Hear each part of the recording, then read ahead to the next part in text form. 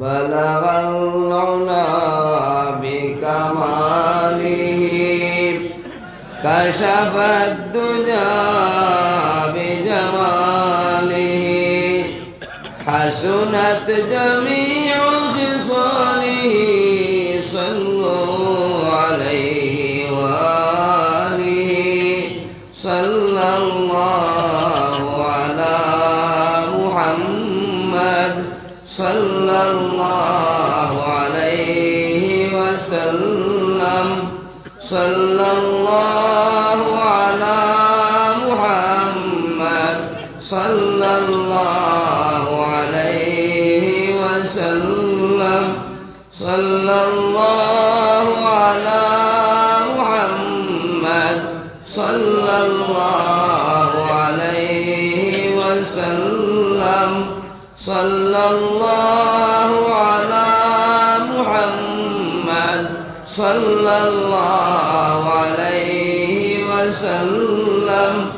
صلى الله على محمد صلى الله عليه وسلم صلى الله على محمد صلى الله عليه وسلم صلى الله على محمد। আমরা যেহেতু এই দুরূদটা পাঠ করি না অথবা বালাগাল উলা বিকামালিহি এটা পাঠ করি না, তাই আমাদের প্রতি অভিযোগ আমরা নাকি দুরূদ পড়ি না। ভাই আসলে কি আমরা দুরূদ পড়ি না? জি অবশ্যই আমরা দুরূদ পড়ি, তবে মানুষের তৈরি করা ফ্যাক্টরিতে কোনো নতুন আবিষ্কৃত কোনো দুরূদ আমরা পড়ি না। মুসলিম জাতির যদি ঈমান থাকতো, মুসলিম জাতির যদি আল্লাহর প্রতি বিশ্বাস থাকতো, মুসলিম জাতি কখনো এরকম শেখ সাদির একটা কবিতা দিয়ে আজকে আমরা মিলাদ পড়ি, বালাগাল উলা বিকামালিহি কাশাফাত দুজা বিজামালিহি হাসানাত জামিউ খাসালিহি।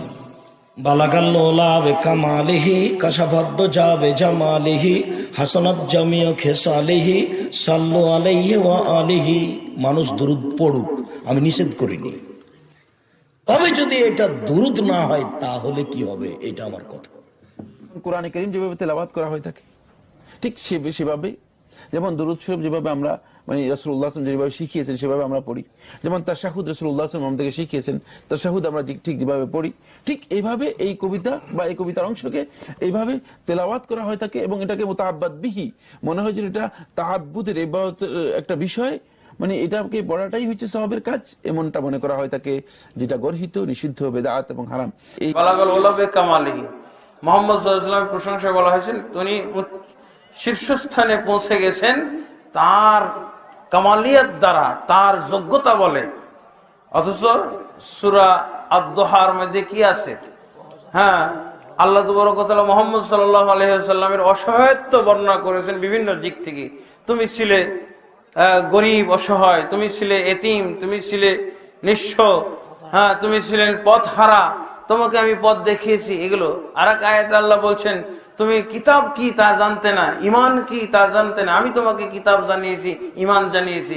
অথচ এই কথাগুলো এই বাক্যগুলোতে নাই, বরং বলা হয়েছে মুহাম্মদ তার উচ্চতার শীর্ষ স্থানে পৌঁছে গেছে তার যোগ্যতা বলে এবং তার কামালিয়াতের মাধ্যমে, কাশাফাত দুজা বিজামালিহি, তার সৌন্দর্যের মাধ্যমে অন্ধকার দূরীভূত হয়ে গেছে। এখানে আল্লাহ আছে এই জিনিসটা কেউ খুঁজে পাবে না, আল্লাহর সন্ধান এই জায়গায় নাই। এই দুরূদটা পড়লে আল্লাহর অস্তিত্ব নিশ্চিহ্ন হয়ে যায়, নাউজুবিল্লাহ। তাহলে এটা পড়া উচিত। হ্যাঁ, কোন কবি যদি লেখে, কবি তো অতিরঞ্জন করে লিখতে পারে, সেই কবিতাগুলো কোরআন সুন্নাহর আলোকে আমরা কি করব? সংস্কার করব, সেগুলোকে আমরা অবশ্যই যাচাই করব, গ্রহণযোগ্য হলে গ্রহণ করব এবং বর্জনযোগ্য হলে বর্জন করব, সে যেই বলুক না কেন। বালাগাল উলা বিকামালিহি কাশাফাত দুজা বিজামালিহি হাসুনাত জামিউ খাসালিহি সাল্লু আলাইহি ওয়া আলিহি। এটা সম্পর্কে জানতে চাইছেন, এটা সম্পর্কে আমরা ইতিপূর্বে অনেক আলোচনা করছি। এটা হলো একটা কবিতা, এটা দরুদও না, এটা সালামও না, কিছুই না, এটা হলো একটা কবিতা। তাদের আমি গালিগালাজ করব না। 1 নাম্বার, এইটা কোনো রসুলের হাদিস না। 2 নাম্বার, এটা কোনো সাহাবীদের কওল না। 3 নাম্বার, এটার অর্থ কোরআন এবং হাদিসের সাথে মিল খাবে না। বালাগা মানে পৌঁছে দেওয়া, উলা মানে উপরে, কামালিহি একেবারে পরিপূর্ণতার দরজায়, মানে আল্লাহর নবী নিজে নিজেই পরিপূর্ণতার দরজায় চলে গেছেন। আল্লাহর নবীকে কে পরিপূর্ণতার দরজা দিয়েছেন? বালাগাল উলা বিকামালিহি। শেখ সাদি কবিতাকে সৌদির আলেম বললেন যে বাড়াবাড়ি ও শিরকের গন্ধ হতে পারে, না বলা উত্তম। বিস্তারিত দুরূদটা হলো একটা দোয়া। কার জন্য দোয়া? নবীজির জন্য দোয়া, তার পরিবারের জন্য দোয়া, তার সাহাবীদের জন্য দোয়া। বালাগাল উলা বিকামালিহির মানে হলো তিনি কামালে, পূর্ণতায় তিনি পৌঁছেছেন। এখানে দোয়ার কিছু আছে, এটা তার একটা প্রশংসা হতে পারে, এটা তার একটা কি গুণগান হতে পারে, নাত রাসূল হতে পারে, কিন্তু তাই বলে এটা কি না? দুরূদ না। এটা বানানো শেখ সাদি ফার্সি একজন কবি, তার একটা কবিতা, যেই কবিতার অর্থটা আপনাদেরকে বলে দিই। আরবি এটা, বালাগাল ওলা বে কামালি, রাসূলুল্লাহ সাল্লাল্লাহু আলাইহি ওয়াসাল্লামের কিছু গুণগান গাওয়া হয়েছে। রাসূলুল্লাহ সাল্লাল্লাহু আলাইহি ওয়াসাল্লাম ওলা মানে সর্বোচ্চ স্থানে পৌঁছেছেন, বে কামালিহি তার কৃতিত্ব দ্বারা, তার কামাল, তার যোগ্যতা দ্বারা। কেমন মনে হয় আপনাদেরকে কথাটি? ঠিক আছে না ভুল? রাসূলুল্লাহ বালাগাল ওলা, জি। যদিও এটার ব্যাখ্যা করেন যে সর্বোচ্চ মানব জাতির মধ্যে সর্বোচ্চ স্থানে পৌঁছেছেন, তাহলে ঠিক আছে, এখানে থামিয়ে দেন তাহলে। কিন্তু যদি বলে সর্বোচ্চ স্থান মানে আনলিমিটেড, তাহলে তো রবের স্থানে পৌঁছে দিবেন আপনি। তো এতে শিরকের গন্ধ আছে।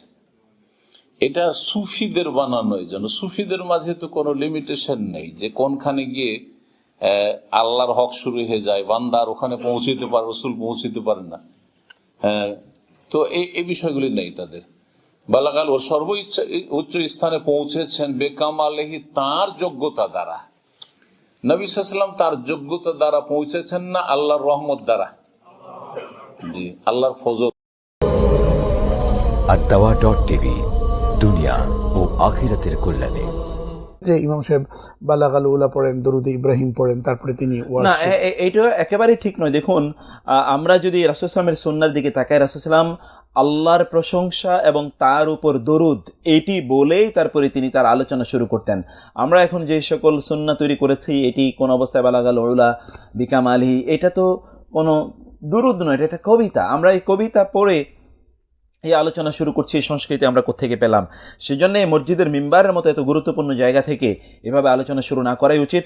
আল্লাহর রাসূল সাল্লাল্লাহু আলাইহি ওয়াসাল্লাম এটাকে বলে খুতবাতুল হাজা। খুতবাতুল হাজা এটা করেই, যেমন ইন্নাল হামদালিল্লাহি নাহমাদুহু ওয়া নাস্তাঈনুহু ওয়া নাস্তাগফিরুহু, এটা কিন্তু পড়েন, পরে এসে বালাগাল উলা পড়েন, তারপরে দরুদ ইব্রাহিম অথবা দরুদ পড়েন না। রাসূল সাল্লাল্লাহু আলাইহি ওয়াসাল্লাম তো তা করতেন। রাসূল সাল্লাল্লাহু আলাইহি ওয়াসাল্লাম অতটুকুই তিনি করতেন, তারপরে তিনি সরাসরি আলোচনায় ঢুকে যেতেন।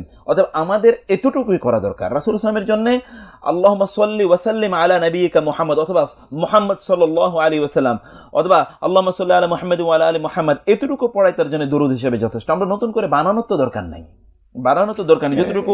এবং দেখবেন যে মানে আল্লাহ তাআলার যে কত মেহেরবানি যে অন্তত 2 কোটি মানুষকে আলেম ওলামারা 7 দিন অন্তর অন্তর হাতে পান।